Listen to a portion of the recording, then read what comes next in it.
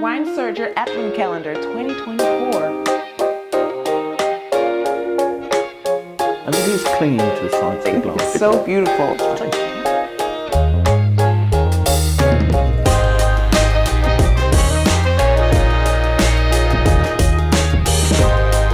Hey guys, welcome back to day 20 of Wine Surger Advent Calendar 2024, Wines of the Americas. So today, it's a special day, I feel, because there's a lot going on. We're nearing the end, but we're also getting closer to the holidays. People are starting to cozy up.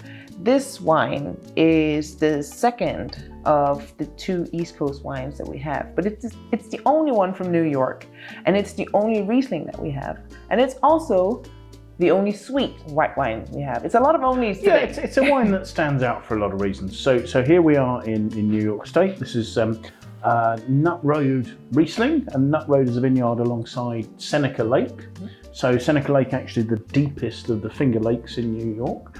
And this is a part of the world where it would be impossible to grow grapes if it wasn't for the moderating influence on the climate of these really deep lakes. And Seneca Lake is actually the deepest of the Finger Lakes. The notes I've seen say that it goes down to something to over 600 feet. Body of water that acts as a sort of a buffer on temperature, because it warms up and cools down more slowly than the surrounding area. So in the winter, it's providing warmth. In the summer, it's providing a cooling effect. This is from the Mazza family, and we've already tried their, do you remember the Perfect Rosé we tried? Yes. But there they were making that in Lake Erie in Pennsylvania. This is, as I say, a vineyard in New York State. They don't actually own the vineyard. I believe the vineyard belongs to the Martini family, and they buy the fruit from that, and they have done for many years now. This is a well-established brand, but very different from a lot of the wines we've tried. You don't see a massive amount of Riesling grown in the United States because it tends to require cooler climate to really give it sort of its beautiful freshness and its acidity, and to reveal its character. So most of California is a bit warm.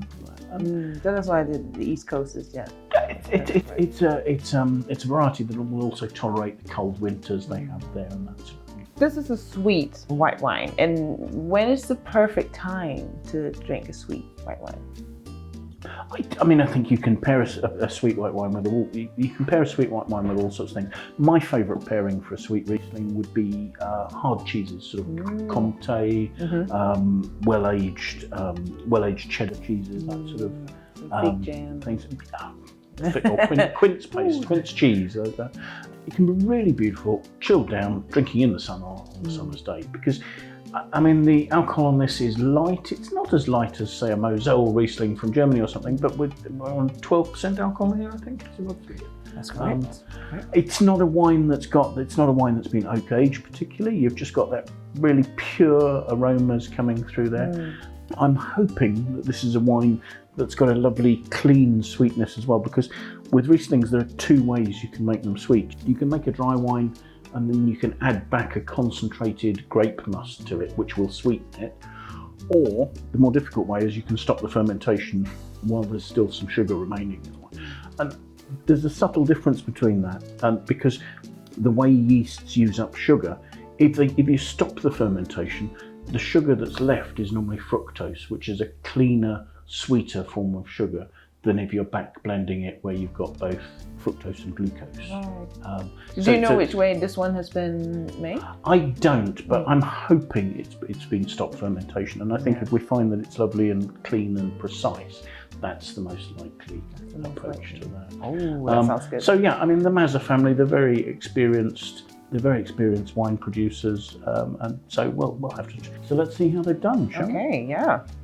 Not unexpectedly for a Riesling. They're very pale colour. Again, sort of an almost greenish hue to it. I'm swirling it. I'm not particularly seeing tears forming. I mean, they are just starting to, actually. Maybe the sugar content is starting to, but they're small. Yeah. What does it say the sweetness is? Medium sweet. Medium sweet. Okay. Does it give a number? Oh yeah, 40 grams. 40 grams. So that's a reasonable level of sweetness, not fully dessert wine or anything like that. So see what you make of the aromas.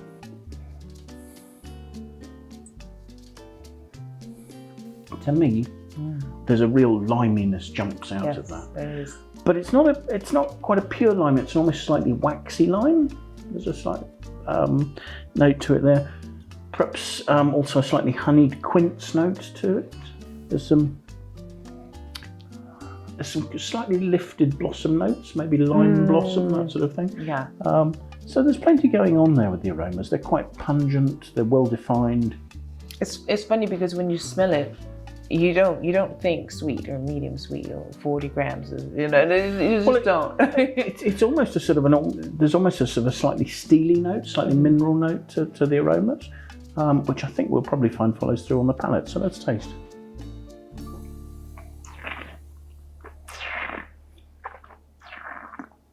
To me, the sort of the waxy nature over the liminess really comes through there. Sometimes when Riesling ages, people describe it as sort of tasting of petroleum or gasoline or something like that.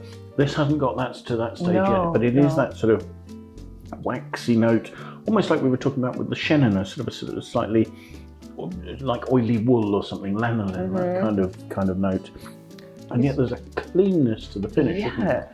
There's a real length and elegance. It cuts through. It's a lovely surprise. I think it's not too sweet, but it's sweet, and then it's still the limey type of aroma. It's like pinching my cheeks. Well, one of the things to think about with sweet wines is how well balanced is it. And I think, does this leave your mouth feeling sweet? I don't think it does, because there's enough acidity there that it cleans it up.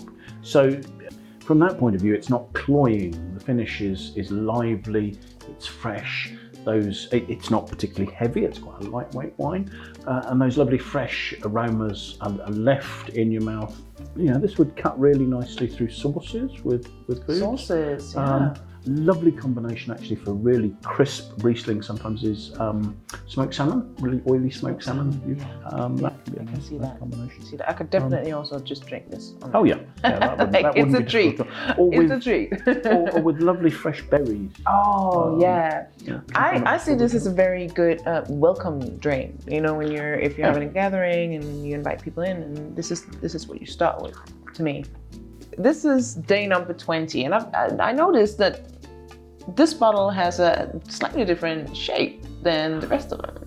Yeah, I mean, in honesty, it's a traditional shape that Riesling, sometimes Pinot Gris, is bottled in. And actually, this works really quite nicely if you want a wine, if you've got a wine that you want to be able to chill right down. Because if you're putting it in an ice bucket, the narrower bottle will chill more quickly. You can actually pop it. Obviously make sure it's closed, but if a good bottle, if you have it upside down in an ice bucket, a flute like this will chill much more quickly than a bigger bottle, just in terms of getting the cold right into the wine. Important facts. So I guess now I finally know why Riesling usually always have the bottles shaped like this. It was a very interesting fact. You obviously won't have that with the vials, but as the holidays are approaching, it is the perfect time to scan your QR code, go online to winesearcher.com and stock up on some of these amazing See if you can get it in time for Christmas. See if you can get it in time for Christmas. That's a wrap for today. We'll see you back again tomorrow, the 21st.